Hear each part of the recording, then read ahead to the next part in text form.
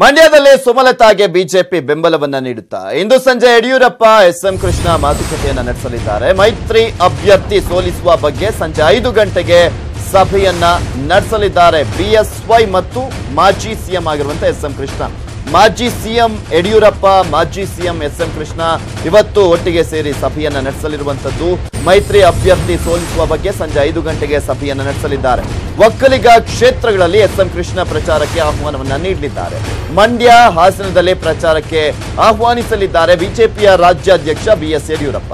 ಪ್ರಸಕ್ತ ರಾಜಕೀಯ ವಿದ್ಯಮಾನಗಳ ಬಗ್ಗೆ ಕೃಷ್ಣ ಅವರ ಜೊತೆ ಸಮಾಲೋಚನೆಯನ್ನ ಕೂಡ ನಡೆಸಲಿದ್ದಾರೆ ಬಿಎಸ್ವೈ.